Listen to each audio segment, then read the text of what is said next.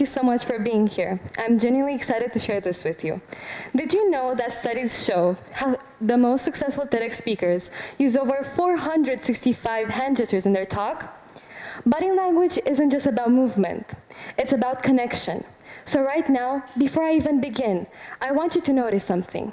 I'm here, fully present, and I need you to be here with me too, because what I'm about to say might just change the way you view yourself. What if I told you that the greatest opponent you will ever face in your life is yourself? Not the economy, not luck, not even the people who tell you that you can't do it. No, the only thing truly standing in your way is yourself. Let's test this. How many of you have ever set a goal? Maybe you wanted to get fit, start a business, or even just wake up early in the morning. And then you didn't do it. You hit snooze. You said, I'll start tomorrow. You doubted yourself. And that's exactly where the battle begins. I teach financial literacy to younger students at my school. And one thing that shocked me was how afraid they are to ask questions. Simple, honest, fundamental questions. Like, how do I even begin? What is investing? What is money? These kids are brilliant, but they hesitate because they're afraid that their questions might sound dumb. And this got me thinking. If young people in a safe and supportive environment like CSB feel embarrassed to ask questions, then when will they ever ask them as adults?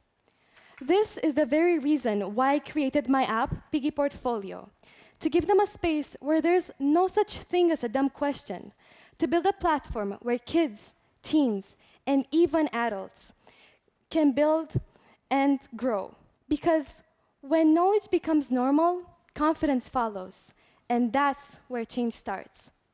Now, I want you to do something for me. I want you to think about how much money you have on the side, not the number. Don't think of the number. Think about the purpose.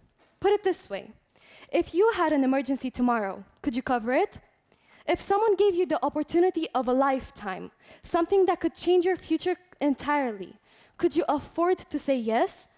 Or is that money just sitting there, existing without a purpose? See, most of us avoid these questions because they're uncomfortable. We think, I'll figure it out later, or I'll start saving when I earn more. But the truth is, it's not about how much you have. It's about knowing what to do with it. And if we never learn how to make money work for us when we're young, how can we expect to make smart decisions when the stakes are much higher? That's why I created Piggy Portfolio. Not just to help kids and teens learn about money, but to help them ask better questions. Questions like, what should I do with this money? How do I grow, protect it, and use it to create a future that I will be proud of? What habits can I build now that will pay off 10 years from now? Because confidence in money doesn't come from how much you've earned. It comes from understanding how to use what you've got. And if we can teach that to kids today, we're giving them the power to change their tomorrow. 67% of young adults lack basic financial literacy. Let that sink in. 67% of young adults lack basic financial literacy. That means over half of the people my age and older step into adulthood without knowing how to budget, invest, or even understand credit. This was a wake-up call for me. It's one thing to know the statistic, but another to witness it firsthand.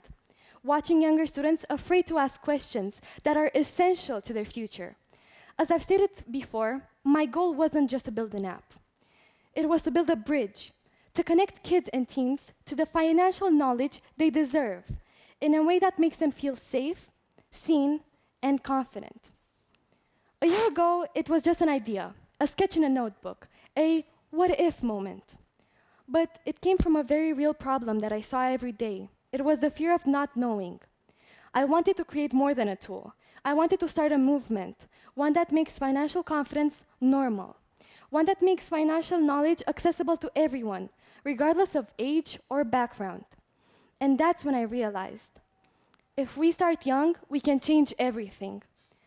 But here's the thing, having an idea is easy, but turning it into reality, that's the hard part. And trust me, self-doubt hit me like a brick wall. Have you ever had a moment in your life where everything that could go wrong actually did? Well, that was my Switzerland trip. Fast forward to Switzerland, where I had the incredible opportunity to present Piggy Portfolio at an international competition. This was supposed to be a defining moment, the chance to showcase my hard work. But what happened? Disaster struck.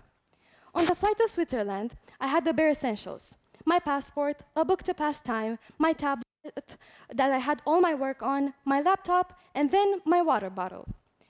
When we landed, I reached in to grab my passport, and my bag felt cold. Not wet, just oddly cold. At first, I brushed it off. But later, when I reached in for something else, I felt it. Water everywhere. Panic set in. My laptop, my tablet, the tablet that I had my entire speech on were completely soaked. Neither of them worked. The tablet wouldn't turn on, the laptop was frozen on the last page I had opened, and I didn't know my speech by heart.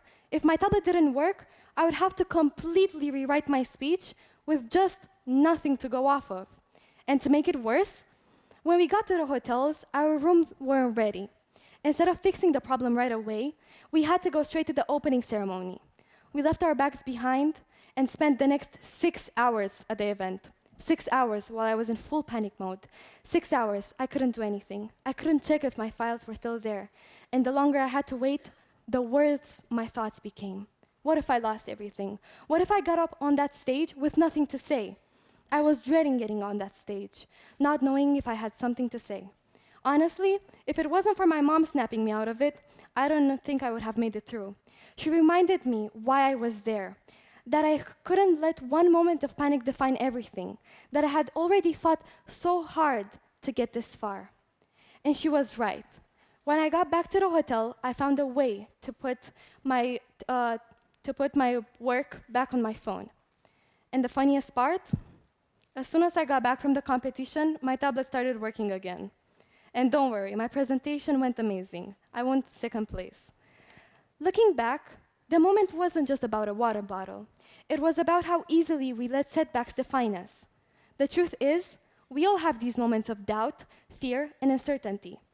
But here's a key difference between success and failure. Successful people don't stop when they're scared. They push through. What if Howard Schultz, the man behind Starbucks, had given up after being turned out by 217 investors? He believed in his vision, even when no one else did. And today, Starbucks is a global empire because of that persistence. He faced rejection after rejection, but he refused to let that define him. Today, we know that he's one of the most successful self-made entrepreneurs in the world.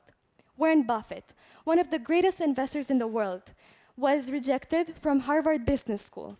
Can you imagine if he had stopped there? Instead, he redirected his energy, worked even harder, and that ended up becoming one of the most respected names in finance. Every success road isn't a straight road. It's full of detours, dead end, and roadblocks. Every single person who has ever achieved something great has had their Switzerland moment. The question is, what do you do when yours comes? Now, let's talk about time. On average, we spend 3 hours on our phone every day. That adds up to more than 8 years of our lifetime. 8 years, not of building, growing, or living, but just staring at highlights, hashtags, stories, videos, distractions. Now, here's the uncomfortable truth. We blame social media for stealing our time, but TikTok doesn't open itself up. We do. It's not the apps, it's the choices that we make. But what if we flip that script? What if you use your phone to get closer to your dreams, not further away from them? Think about it. That same screen could help you learn to code, start a blog, build a brand, or write the first page of the story you've been too afraid to tell. Your phone isn't the enemy. It can be a tool. It can be a mirror of your intention. And look, I've been there. I've used my phone to escape, to procrastinate, but I've also used it to build my ideas, connect with people, and turn dreams into drafts. Later on, those drafts into action. So, I leave you with this question. What does it take to be the best? It's not about talent. It's not about luck. It's about deciding, right now, that the only thing stopping you is you. And if you can overcome yourself, nothing can stop you at all. You see, the greatest battle you will ever fight won't be with the world. It will be with your own doubt, your own fear, and your own voice that whispers, you can't. But here's the truth I've come to learn, and the truth I want you to carry with you tonight. The greatest enemy you will ever face toward your dreams is yourself. And if you can win that battle just once, just for 1 hour, just for today, you're already becoming unstoppable. Because the only thing standing in your way is you. And that means you're also the one who can change everything. Thank you.